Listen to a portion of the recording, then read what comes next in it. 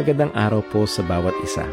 Ito po muli ang inyong lingkod, Brother Paul Litose, Pastor po dito sa Jesus Christ Baptist Church, Santa Maria, Bulacan. And welcome po sa ating Time in the Word.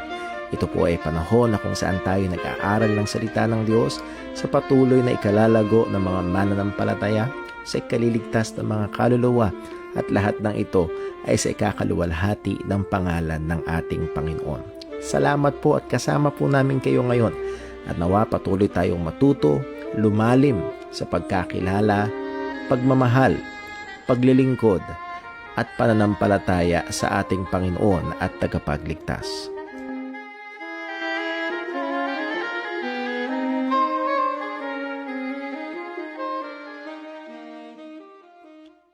Isang mapagpalang gabi po sa bawat isa ho sa atin. Welcome po sa Time in the Word Ministry under Jesus Christ Baptist Church. At tayo po nagpapasalamat sa Diyos sa patuloy niyang kahabagan, biyaya at patuloy ho na pagkakaloob ng ating mga pangangailangan, hindi lamang physically pero lalo't higit spiritually. Siya ang nagsusustento sa atin kung kaya tayo ay nakapagpapatuloy sa pananampalataya sa Kanya.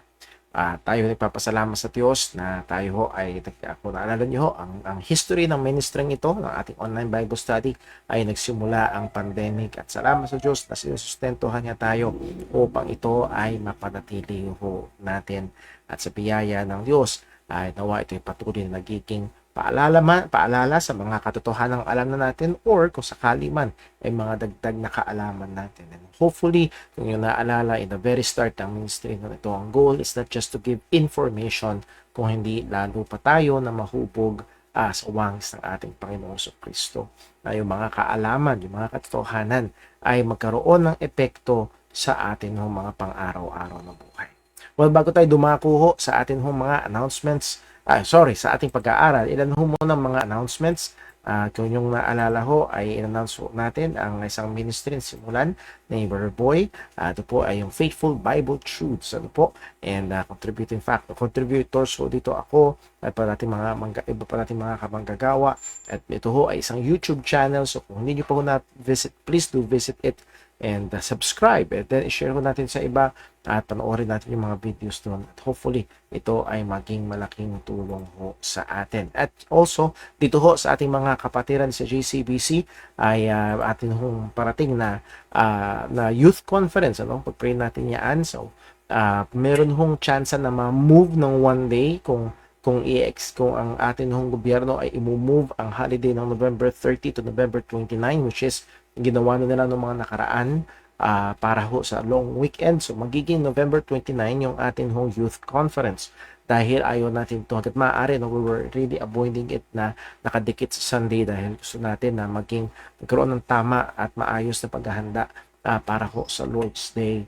So nawa ho ay kung mangyari man yun ay magiging November 29, kung holiday November 29, dun ho pa ilalagay ang ating youth conference para may pahinga muna tayo bago ang Lord's Day. But if not, tuloy ho sa November 30. And speaking of that, welcome ho ang lahat ng kabataan 13 years old pataas basta wala pang asawa.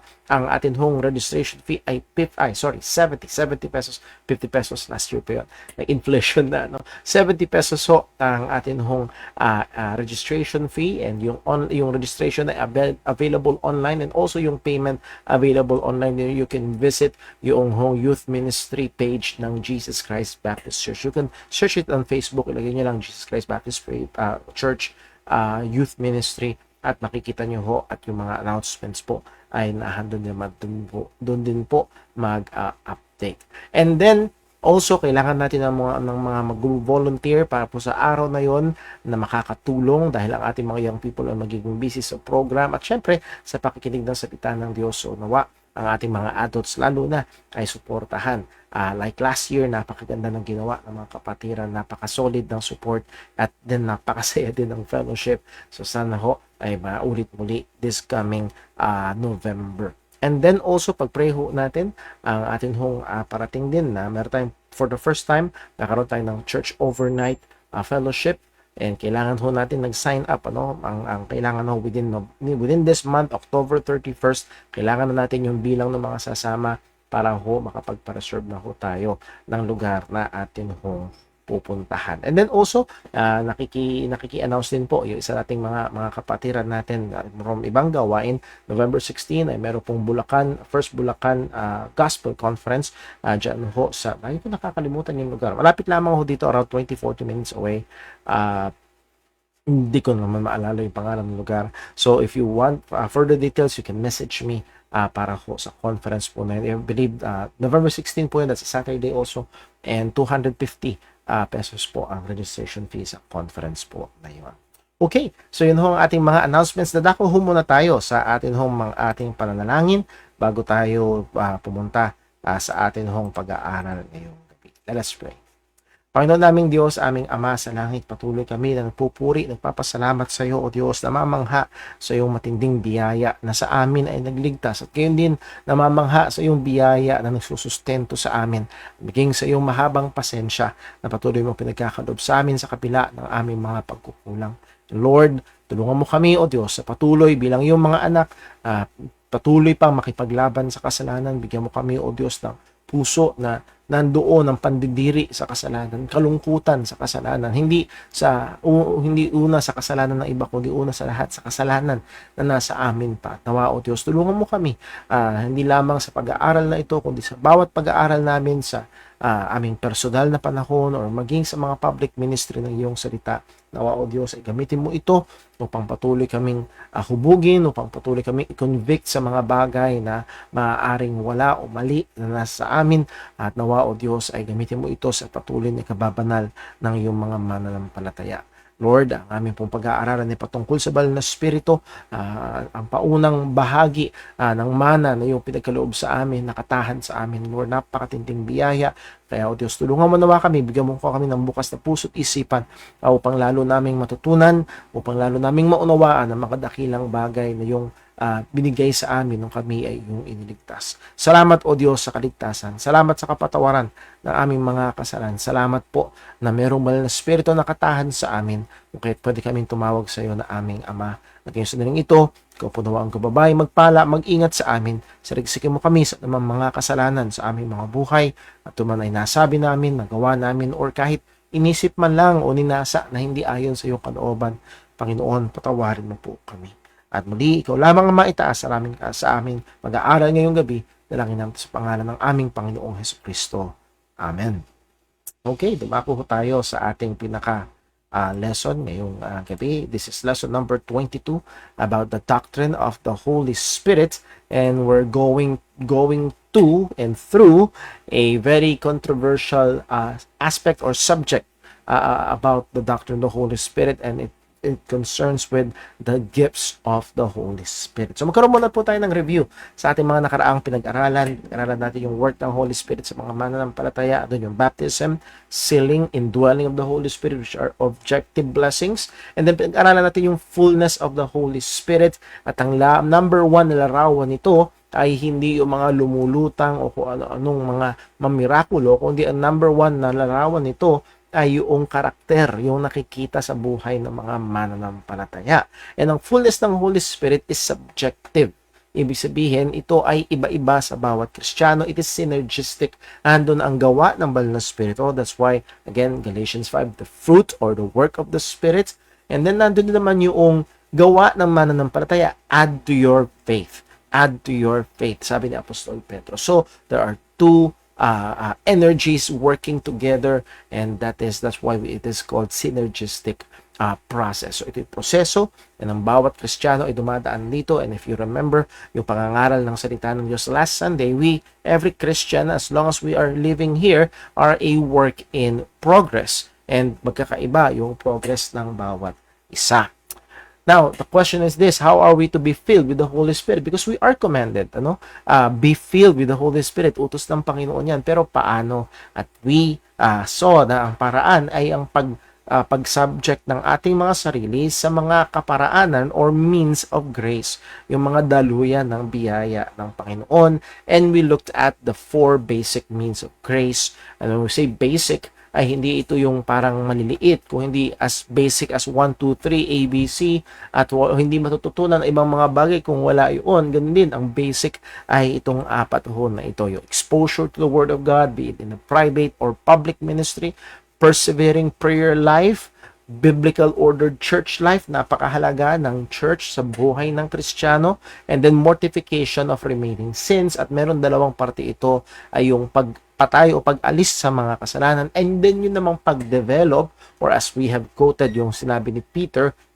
adding to our faith ng mga opposite graces ng mga kasalanan. So again, these are just some, not all of the means of grace na available, na dapat na ibigay natin ang ating mga sarili, is-subject natin yung ating mga sarili. Now, sinimula na nito last Wednesday sa ating pag-aaral about the gifts of the Holy Spirit, at isa sa mahalagang i-distinguish ay yung gift of the Holy Spirit or gift which is the Spirit, and the gifts of the Holy Spirit, yung regalo na ang banal na Espiritu, at yung kaloob, at yung mga kaloob ng banal na Espiritu. So letter A, the gift of the Spirit is the promise of God fulfilled at Pentecost. Ito yung kaloob ng banal na Espiritu. Ito yung kaloob na ang banal na Espiritu, yung pinangako ng Panginoon way back sa book of Joel. And then tinupad niya sa Acts chapter 1, Acts chapter 2 nung time ng Pentecost. At ang sabi nga ho ng ating Panginoong Jesus sa Acts 1 verse 5, for John truly baptized with water, but ye shall be baptized with the Holy Ghost not many days hence. At ang tinutukoy dito ng baptism of the Holy Ghost is that arrival, yung pouring out ng Holy Spirit na naranasan ng mga disipulo. Pagdating sa yung letter B, yun namang gifts of the Holy Spirit, ito naman yung mga kaloob ng banal na Espiritu. And it involves His function as He indwells the church. Nakatahan siya sa church, nakatahan siya sa mga individual na mananampalataya, at siya ay nagkakaloob ng iba't ibang mga kaloob sa mga mananampalataya upang ito ay ipaglingkod sa Panginoon. An essential part of this process is the distribution of gifts. Again, meron ginagawa ang banal na Espiritu sa buhay ng iglesia, sa buhay ng mga nananampalataya, at isa rito ay yung pag-distribute niya ng mga gifts. As Paul said, 1 Corinthians 12 verse 11, but all this worketh that one and the same self-same Spirit. Daw ay gawa ng nag-iisang banal na Espiritu. Ano yung ginagawa? Dividing to every man severally as he will. At sa context niyan, yung every man dyan is not all people around the world, but every man, all saved people. Yun yung binibigyan ng pansin ho dito ni Apostol Pablo. So lahat ng mga Kristiyano ay nagdi-divide, nagkabibigay to every man, at ang description, severally as he will. So there are plurality of gifts given unto a single individual. At pag pinag-aralan natin yan, at consider natin, walang isang Kristiyano na may pare-parehong gifts. And even sabihin natin may let's say, dalawang Kristiyanong pareho may gift of teaching, even as they utilize that gift will be in a different manner. Again, going back doon sa lesson last Sunday afternoon ni Brother Daryl, si Apollos ay describe ng salita ng Diyos ni Luke under the inspiration of the Holy Spirit to be one who is mighty in Scripture. Iba yung dating ni Apollos, iba rin naman yung dating ni Pedro, iba din naman yung dating ni Pablo. Lahat sila ay teachers ng salita ng Diyos, but the exercise thereof, as we will see later, ay pwedeng itong i-develop.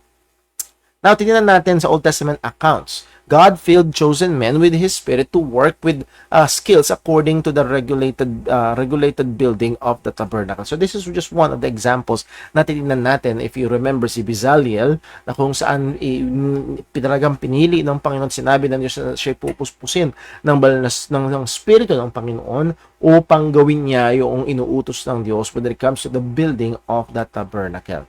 They were to use those skills masterfully, and they were to use it within and not against the regulation of the tabernacle building as instructed by God. So again, hindi pinuspos ng banal na Espiritu, okay, bahala ka na kung ano gusto mong gawin. Okay, nasa yun lang. No, ang Diyos ay nagbigay pa rin ng mga guidelines, very detailed guidelines, sukat, laki, kulay, anong mga materyales na gagamitin, at binigay ng Panginoon yun. So again, itong mga si Bezalel at yung iba pang mga kasama niya na magwo-work doon sa tabernacle na binigyan ng banal na Espiritu ay will work according to the instruction given to them. And the point na principle na ating in-extract mula doon, the gifts of the Spirit are exercised under the rule of the Word of God. Again, hindi, okay, itong banal na Espiritu, bahala ka na. No. Kundi, itong banal na Espiritu at ito ang gagawin mo na handun pa rin. So, the exercise of the Spirit or the gifts of the Spirit are exercised under the rule of the Word of God. The gifts of the Holy Spirit were never used apart from and more so contrary to God's revealed will. So makikita natin dito pag ito ay atin hong ginamit na panukat sa napakaraming claim, quote and unquote, ng gawa, kapangyarihan ng banal na Espiritu sa panahon natin ngayon, but yung ministry ay totally opposite sa salita ng Diyos. The gospel is absent. The theology is severely lacking. Ay napakalaking problema ho at napakalaking question at hindi man ito'y nagpapakita ng talagang hindi totoo ang claim na ito nga ay gawa, kilos o kaling sa kapangyarihan ng banal na Espiritu. Let me quote again itong magandang sinabi ni Sinclair Ferguson.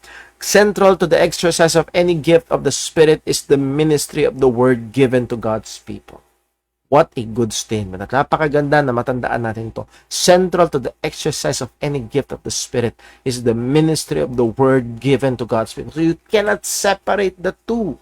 Yung ministry ng salita ng Diyos at yung gift ng Holy Spirit. And if you will go back doon sa ministry ng mga apostles, yes, they exercise those gifts. Merong mga himala, pero lahat ng yun is tied to the message of the gospel, the preaching of the gospel. So, again, dito lalabas at napakagandang paalala ito, napakagandang filter ito ng pag meron tayong na-encounter, nagkiklaim ng mga quote-unquote gifts, miracle. Well, how are they tied to the Word of God? Are they tied rightly to the Word of God? Then let's continue. There is no comprehensive list of the gifts of the Spirit in any one passage of the New Testament, but in the list which do exist, it is clear enough that the ministry of God's revelatory word is central to the use of all other gifts. It stabilizes and nourishes them. They are expressions to that word in various ways. Again, ang nag-i-stabilize para hindi ko saan pumunta, ang nag-nourish yung sa mga gifts na ito is the ministry of the Word of God. So we can rightly say that these gifts are in existence, ay binigay to bolster, to help, to give power doon sa ministry ng pangangaral, or hindi power, to give authenticity doon sa ministry ng pangangaral ng salita ng Panginoon, particularly doon sa ministry ng mga apostles, as they are commissioned by Jesus Christ as the official revelatory bearers ng ating Panginoong Hesukristo. Pupuntahan natin yun sa mga susunod pa po nating pag-aaral. So again, the point, the ministry of the Word is not under but over the exercise of spiritual gifts. It is the priority. Hindi ito nasa ilalim, hindi ito pwedeng baliwalain, ito ang nasa ibabaw, ito ang prioridad. The gifts of the Spirit are subservient to the Spirit-inspired Scripture. So muli, anumang claim ng mga mamirakulo, kailangan maging maliwanag sa atin, ito dapat ay nakapailalim sa sinasabi ng salita ng Panginoon. And not vice versa. Merong ang mapanganib ay kapag napahanga, napawaw sa mga di umano quote-unquote ay mga himala, out goes theology out of the window. Nawawala na, nadidisregard na. And nangyayari is experience over Scripture. They experience, quote-unquote, a miracle daw. And itong experience na ito, it supersedes the Scripture. It is not so pagdating sa salita ng Diyos. It is the Word of God first at subservient tulong itong mga gifts, even the miraculous gifts ng salita ng Panginoon. Now, tingnan natin mabilis yung mga terminology na related dito. We have the Greek word doureia, ibig sabihin gratuity, privilege, or perk, or benefit. Yung isa pang madalas na ginagamit ay yung pneumatikos. Makita natin dyan na ito ay nakakabit sa pneuma, meaning spirit. non-carnal, ibig sabihin supernatural. It is of the Spirit, galing sa banal na Espiritu, used as absolute adjective of the gift. So pag sinabing spiritual gift, it is a gift related to or coming from the Holy Spirit. And then is yung pinakamadalas na ginagamit ay yung word na charisma. Pamilyar sa atin yan, no? Pag makarisma, ibig sabihin parang mag-gift or gifted yung tao. Plural, charismata, its most concentrated usage is sa 1 Corinthians chapter 12 hanggang chapter 14, a cognate of charis, meaning grace. So this is a gracious gift, a gift given by grace, something that grace has bestowed, or a grace gift. Yun ang ibig sabihin literally noong charisma. Sabi ni D.A. Carson, again, magandang paalala ito, it is very clear that the term is not a technical one for Paul, that refers only to a select set of supranormal gifts like healing and tongues. Again, pag pinag-uusapan ng gifts, madalas, ang pumapasok sa isip ng mga tao pag sinasabing kilos, gawa, kapangyarihan, or gifts, or kaloob ng banal na spirito, madalas kumakabig ang isip, ang imahinasyon sa mga mahimala, and that is yung mga healing, mga tongues, natural na mga gawain. No, makikita natin na pag tignan natin yung gamit itong mga words na to, pneumatikos, charisma, or charismata sa Bible, particularly sa Bagong Tipan, ay ang gamit nito ay hindi technical na para doon lamang sa mga bagay, kundi again, ito ginagamit sa iba't ibang mga pinapatungkulan, even those quote-unquote normal na mga gawain or kaloob. Not only can it embrace gifts like encouraging and generous giving, as we will see a little bit later, but it can be used repeatedly for the gift of salvation itself. Not to mention the gift of celibacy and the gift of marriage. In that sense, therefore, every Christian is a charismatic. Alam natin itong word na charismatic ay hijacked na ng ilang particular na mga grupo, and sadly, ito ay more prone sa may maling teolohiya.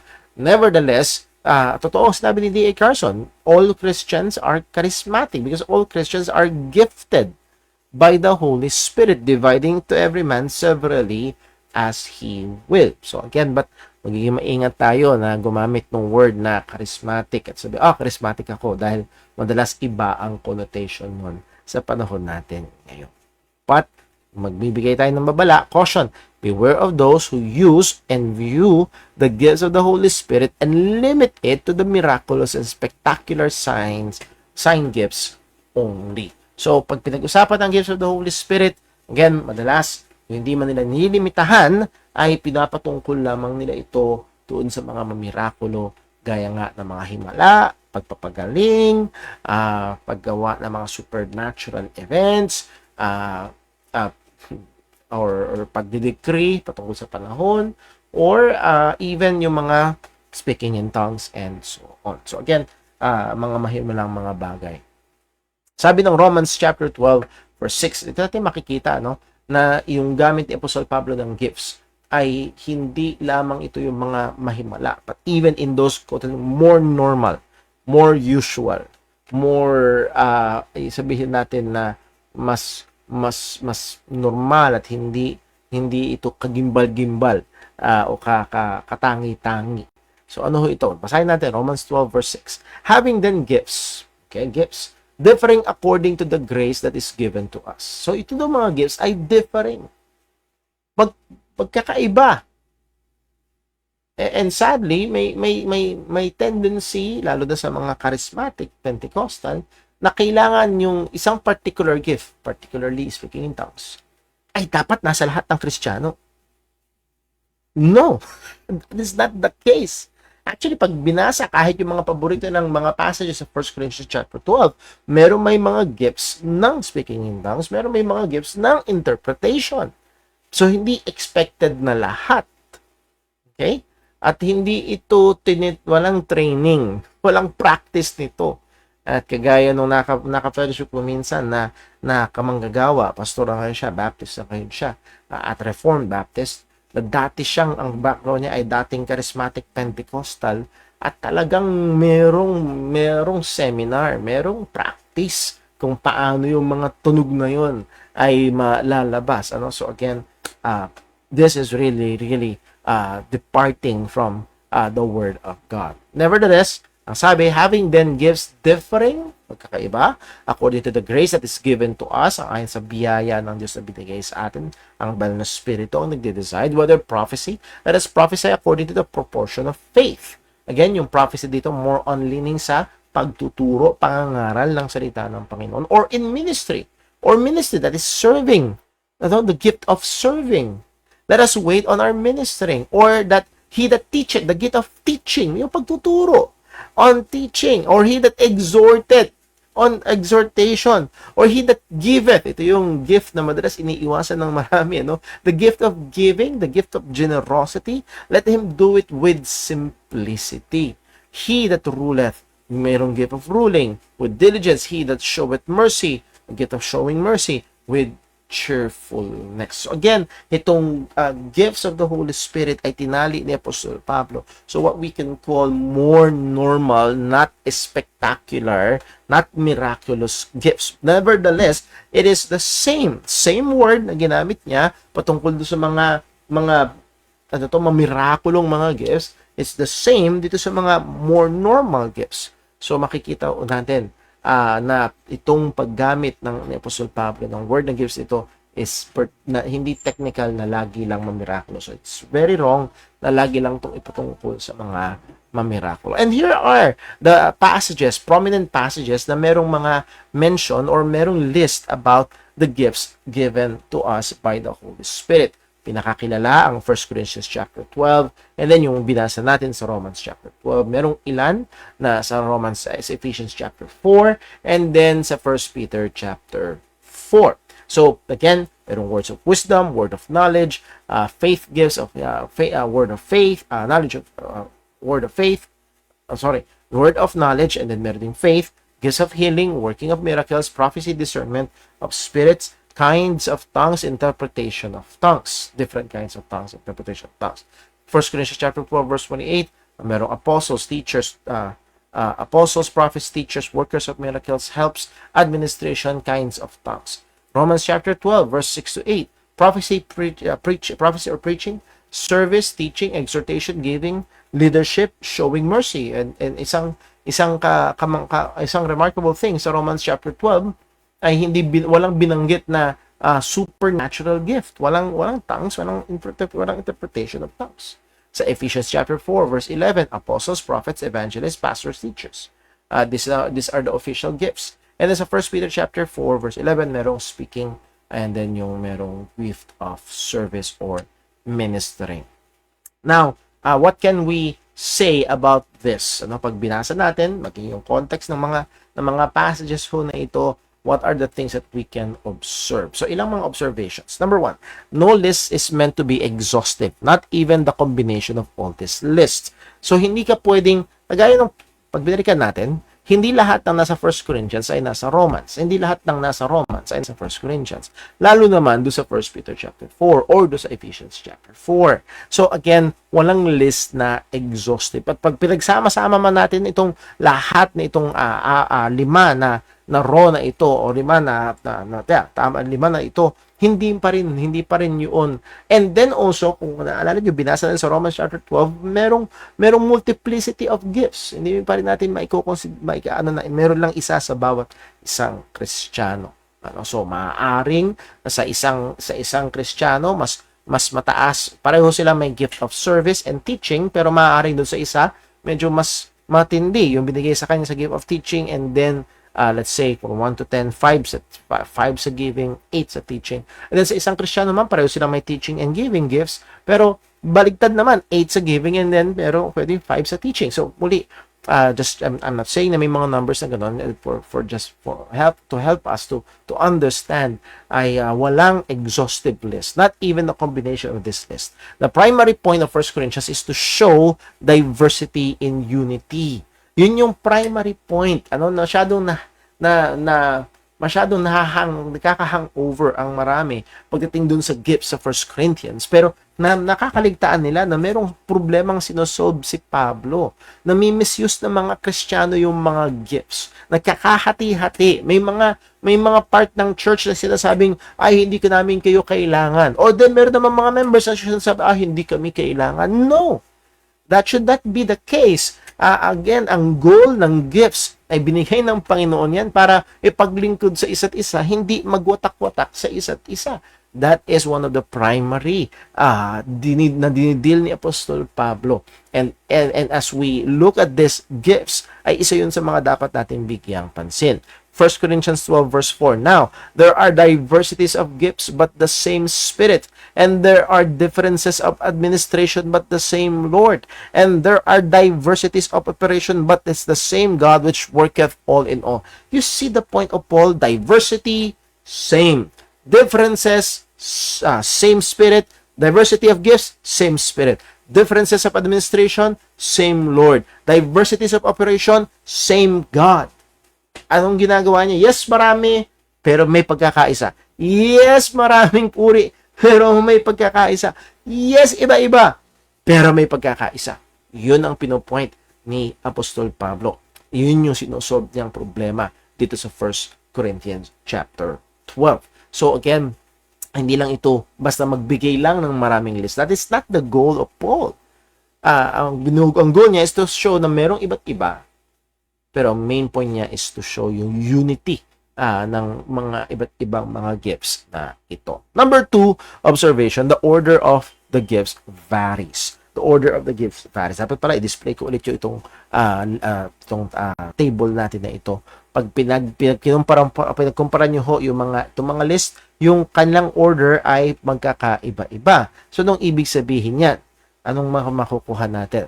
The order it was stated does not imply importance. The point of the passage is all are necessary. Okay? Hindi porket may naunang nasabing gift sa listahan, for example, word of wisdom. Pinakauna na 'yon. O pinakamahalaga na 'yon. Or yung gift of prophecy. Yun yung pinakamahalaga. Hindi necessarily. Okay? Sa 1 Corinthians 12:22, ang sabi, nay or no, much more those members of the body which seem to be more feeble are necessary. So the point, anuman yung gift, okay, yun ay mahalaga at kinakailangan. And sadly, hindi ganyan nagiging approach ng marami. Lalo na kung naturuan na dapat merong mga miraculous gifts, at pag hindi miraculous gifts ang meron, di umano ang isang Kristiyano, parang second class Christian siya. At first class Christian, mayroong mga miraculous gifts. No, that should not be the case. That would be serving yung problema dun sa Corinth. But yun ang binubuwag mismo ni Apostol Pablo. Number 3, the list mix the supernatural and the more ordinary natural gifts. Again, kung tinignan natin, dapat pala bawat ay lagyan natin. Merong gifts of wisdom, word of wisdom, nakasama doon sa tongues. Merong discernment, nakasama doon sa interpretation of tongues. Merong teachers, nakasama doon sa miracle helps. Merong administration, nakasama doon sa different kinds of tongues, so on and so forth. So, muli, ang punto, merong pagkakahalo-halo nito. So, God is equally involved in both types of gifts. No undue exaltation or downgrading of the other. At muli, ito yung problema dun sa Corinth. Merong mga nagsasabi na dahil hindi yung gift ko hindi katulad nung sa'yo, hindi ka kailangan. Meron naman nagsasabi, dahil yung gift niya hindi katulad nung sa'yo, hindi ako kailangan. At yun nga yung dinideal ni Apostol Pablo. So, ano bang tamang sabihin? Kung merong espiritu ng pag-exalt ng mga particular gifts in the church, let's be very careful. Dapat magkaroon yun ng red flag.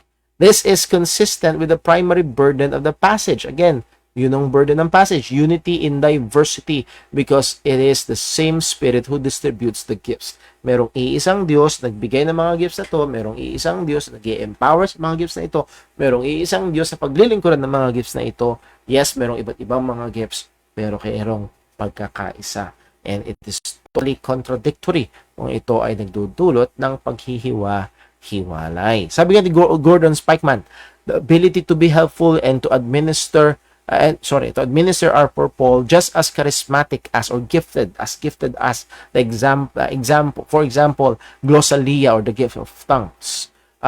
We must therefore abandon a miraculous conception of the charismata, for God does not use certain gifts because they are so special. Rather, they are special because God uses them. They are means, not ends. Ang ganda ng point ni Gordon Spikeman. Again, ito ay hindi ginagamit ng Diyos kasi special itong mga ito. Ang mga ito ay special kasi sila ginagamit ng Panginoon. Kailangan i-abandon yung we must therefore abandon a miraculous conception. Yung paisipan na ang karismata or gifts, in plural form, ay mamiraculous. Yun yung gifts. Yung, pag sinabing gifts ay dapat nag-speaking in tongues, dapat gumagawa ng mga himala, dapat nagpapagaling ng mga sakit. No. So therefore, in Jesus Christ Baptist Church, we have charismatic people. All Christians are charismatic, gifted people. That is the truth. Lahat tayo ay merong kaloob ng banal na espiritu kung tayo ay mga Kristiyano. So again, observation on gifts. Balikan natin yung ilan balik tayo, iba pang observations. Number one, the permanence and impermanence of some of these gifts must be determined by the total witness of the New Testament. Ayan. So, itong observation number one ho na ito ay papasok doon sa usapin ng cessation or continuation. Meron dalawang kampo madalas, and then merong everything in between doon. Cessationism, para maging familiar lang po sa term, ay mga naniniwala na may mga gifts, particularly mga sign miraculous gifts, ay tumigil na. And then meron din mga naniniwala na continuationists. That is, yung mga sign miraculous gifts ay nagpapatuloy pa rin ngayon, and there are and everything in the spectrum noong dalawang kampo na yon. Now, ang reminder natin na ito, whether permanence or impermanence of some of the gifts, ito yung sigurado, meron pa rin gifts ngayon. Okay? Now, yung iba dito, tumigil na ba? At yung iba nagpapatuloy o lahat nagpapatuloy? At ang punto dito ito, it must be determined by the total witness of the New Testament. Ayan. Kaya nga, we're not just sola scriptura, we also promote tota scriptura. That is, yung total witness. Ano ba yung sinasabi ng kabuuan ng salita ng Panginoon? Now, ito yung wrong approach. A mere presence of the gifts in the list is sufficient argument for some to take them as permanent. Okay? Dahil, nakikita mo yan, sinabi yung mga gifts. So, gifts daw yan. Dapat meron din. Pag wala kayo niyan, kulang kayo. So on and so forth. Now, yes, binanggit yan, pero may mga bagay din na binanggit pa sa ibang lugar na maaaring papakita ng impermanence noong ilang sa mga miraculous gifts. So, ang right approach, what is the use and function of the gifts according to the giver of the gifts? Para saan ba? Para saan ba? Like the Ark of Noah. Inutusan ba ng Diyos si Noah gumawa ng arko? Bakit? Kasi babaha. Kailangan ba natin gumawa ng arko ngayon? No. Tapos na yung gamit nun. So, just an example. So, muli, isa sa mga kailangan nating i-consider ay yung function ng gifts na yon ayon sa nagbigay noong kaloob. Number two, gifts are not necessarily indicative of a person's spiritual condition. As Paul said, though I speak in the tongues with the tongues of men and of angels and have not charity, I become as a sounding brass or tinkling cymbal. Or though I have the gift of prophecy and understand all mystery and all knowledge, and though I have faith so that I can remove mountains and have not charity, I am nothing. So muli, from 1 Corinthians chapter 12, 13, 14, isang paksa ang binibigyan pa si ni Pablo, itong problema about gifts. At merong masyadong nag-e-exalt ng gifts. At dito sinasabi, dinudurog ni Pablo yung kaisipan na yun. Gaano ka man ka-gifted, kung wala kang charity, maingay ka lang. Gaano ka man ka-gifted, kung wala kang love, sabi ni Pablo, you're nothing. 1 Corinthians 13 verse 3, and though I bestow all my goods and feed the poor, again, merong This is more a normal gift, the gift of giving. And though I give my body to be burned, a gift of service, and had not charity, it profited me nothing. So whether it be the supernatural or the more normal, ordinary gifts, kahit sumasagana ka pa dyan, kung walang charity, it's nothing. It's nothing. So balik tayo sa observation number 2, gifts are not necessarily indicative of the person's spiritual condition. So, hindi porket gifted, at lalo na may mga gifts na, if I may say, more, ba tamang salita? More pronounced, more obvious. Meron mga gifts na, for example, the gift of teaching, the gift of prophesying the word of God.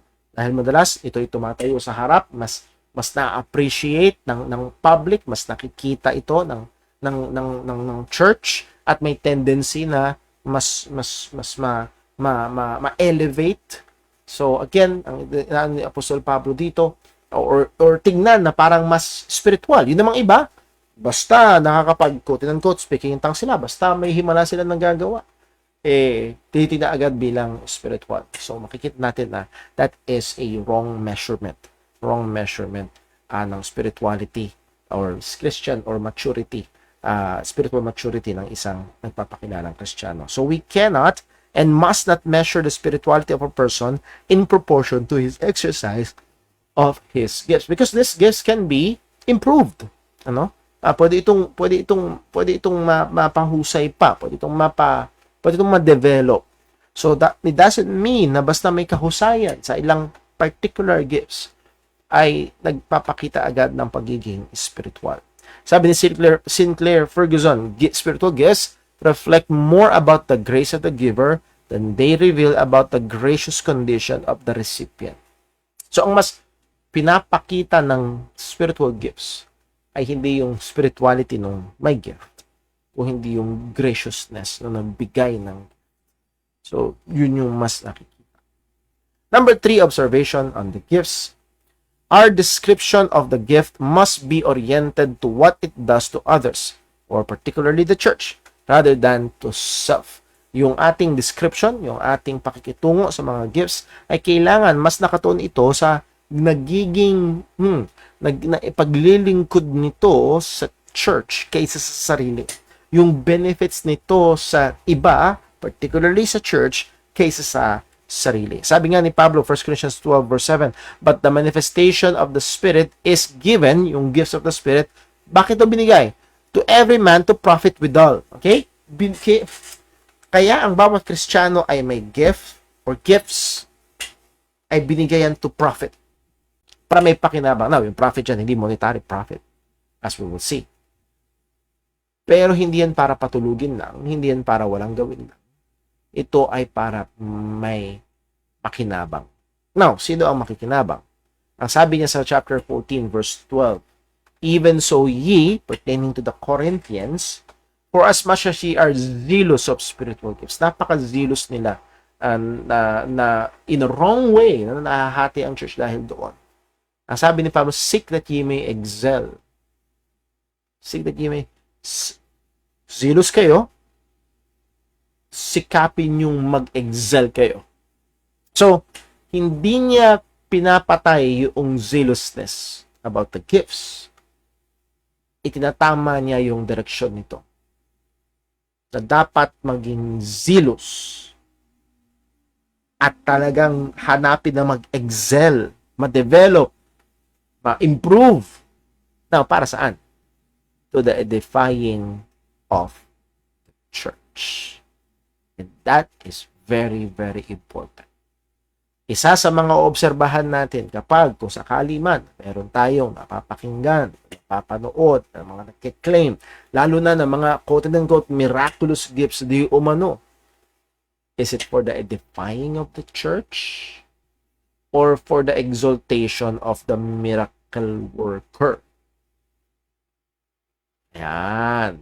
At madalas, I hope nakikita ko natin, madalas ang nangyayari, it is for the exaltation, the benefit of, lalo na financial benefit of the miracle workers or the leaders. So muli, we must be very watchful sa bagay. The point, gifts are not for self-gratification or personal display or glory or benefit, but rather it is for the edification of the church. So dapat ay gamitin para sa ikalalago ng iglesia, ikakatibay ng iglesia. Number 4, gifts may have varying degrees of quality and effectiveness. As we have said, sa bawat Kristiyano, may iba't ibang gifts and merong varying degrees ng quality. Maaaring merong ang giftedness niya ng teaching ay, let's say, level 4. Or meron naman maaaring ang giftedness niya ng teaching ay level 9.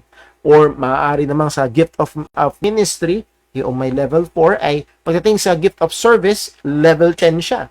And then yun namang doon naman sa may gift of teaching, pagdating sa service naman ay level 3 siya. Now, again, ayokong yun, hindi ito excuse of pag sa gift of service, level 2 lang kasi ako kaya hindi ko ginagawa. No.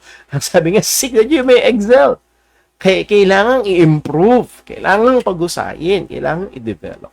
So, wag nawa itong maging reason, carnal reason, not to. Okay? Romans 12:6, having then gifts differing according to the grace that is given to us. Una, yung difference nito ay depende sa kaloob ng Panginoon. Depende sa kaloob ng Panginoon. And again, hopefully, kung sakali man, dahil may tendency, as we have seen, doon sa problema sa Corinth, may tendency magpayabang ang gifts or may tendency namang tamang salita, magpaurong. Hindi ako kailangan masyadong magpaliit ng tingin sa sarili. Improper undervaluing of oneself because of the absence or lack of yung gifts. So, merong iba't ibang mga gifts. Iba-ibang gifts na kinakaloob ng even the degrees of those gifts. So, no single person should be a standard of any gift. Wag natin sabihin, dapat gayahin mo ako. Dapat yung, again, yes, si Apostle Pablo sabi, follow me as I follow. It speaks of the Christian life, not the giftedness.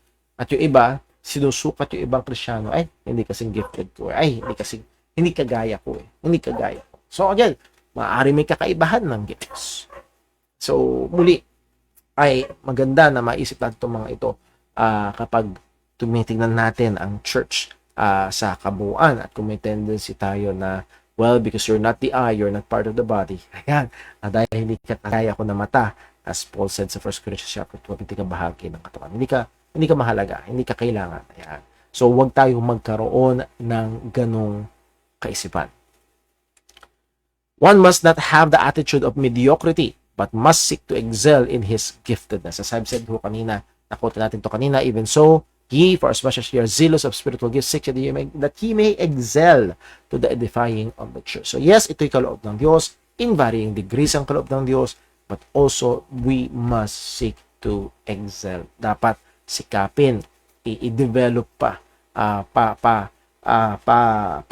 palawigin pa, paunlarin pa, that's the term na hinahanap ko. For example, sa akin, sa biyaya ng Panginoon, at sa confirmation din ng iba, they see the gift of teaching. But again, hindi ako tumitigil. Papatuloy, nagbabasa ng mga books about preaching, about studying, about sermon making, nakikinig ng goal na hindi lang basta makinig, kung hindi ma-develop din yung delivery. So muli, ang punto is patuloy na sinisikap na ito ay mapabuti. 2 Timothy chapter 1 verse 6, Paul said to Timothy ito, wherefore I put thee in remembrance that thou stir up the gift of God which is in thee by the putting on of my hand. So stir it up, improve yung gift of God na nasa iyo, Timothy. Ito'y bilin ni Apostol Pablo. So whatever giftedness that we have, we must improve it.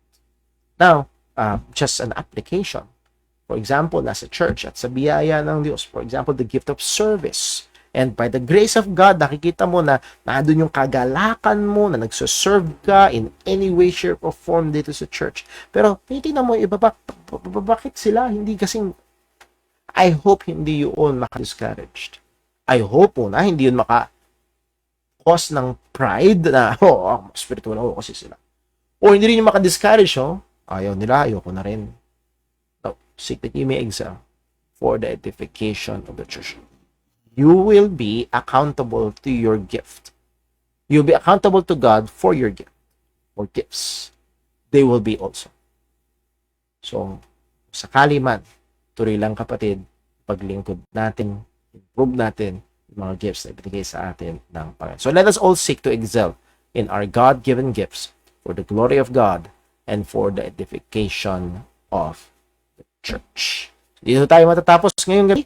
And tingnan ko lang kung meron tayong ano nito? Sandali lang meron tayong mga questions dito sa ating comment section. Meron isa. Comment si Sister Connie. Ang nagre-reject ng katotohanan, nawala. Ayun. Ang natabunan na. Ayun lang i-maximize ko lang. Ayun.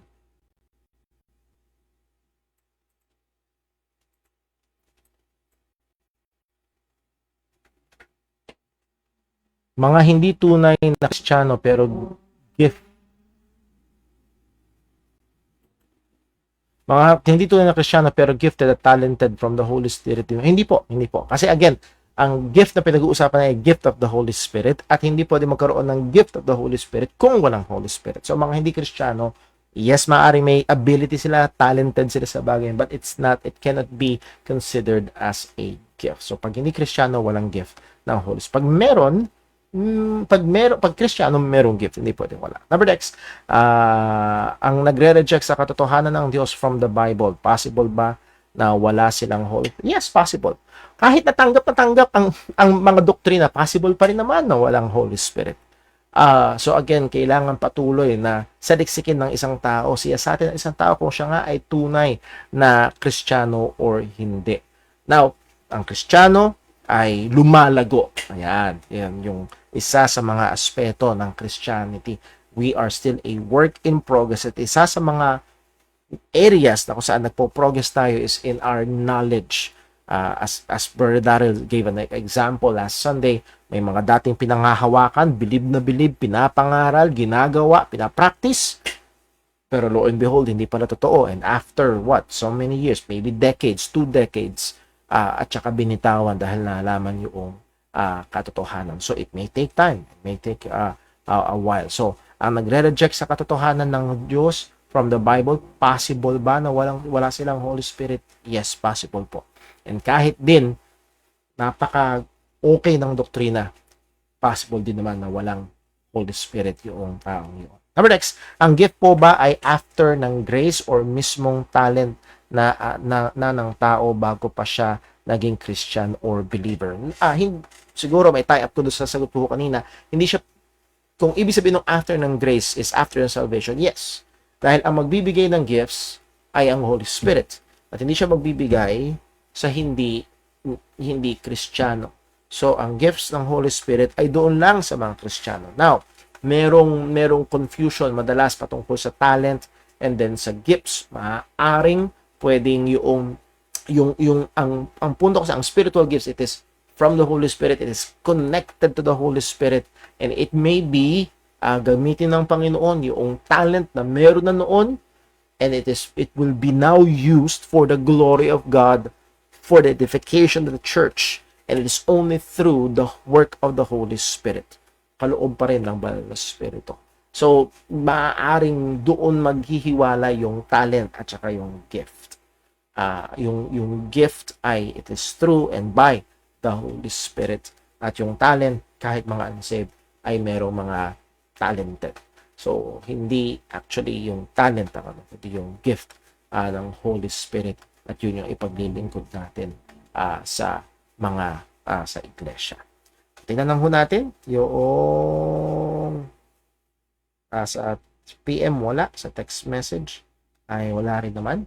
So thank you very much po, and I hope patuloy tayo na tumingin hindi sa gifts ng iba, hindi sa gift ng banal na Espiritu na sa atin. Ang bilin sa atin, seek that we may excel, improve upon it for the edification of the church. Tayo ay dadako sa ating closing prayer. Let's pray. Panginoon naming Diyos, aming Ama sa langit, salamat po. At nakakamangha, O Diyos, hindi mo lamang binigay sa amin ang banal na Espiritu nung kami naligtas. O Panginoon, siya rin ay nagkaloob sa amin ng iba't ibang mga kaloob, iba't ibang mga gifts. And Lord, as we saw in your word, ang utos mo sa amin ay aming pag-ibayuhin pa ito. Tulungan mo nawa kami. Ingatan mo kami, O Diyos, tunay as early Christians failed doon sa Church at Corinth na naging source of pride ito or source of mediocrity ito. Nawa, O Diyos, ay ingatan po kami bilang mga mananampalataya. Bantayan mo kami, paalalahanan mo kami. Ito'y patuloy na magamit para sa mga kapatiran at sa iyong iglesia, lalo't higit sa kaluwalhatian ng iyong pangalan. Salamat po, O Diyos, ikaw po patuloy na maluwalhati at ay aming dalangin sa pangalan ng aming Panginoong Jesus. Amen. So muli ho, maraming salamat. Nakasama po namin kayo sa pag-aaral ngayon. Hope to see you this coming Lord's Day. God bless po. Magandang gabi. Ilang tatapos ang ating time in the Word.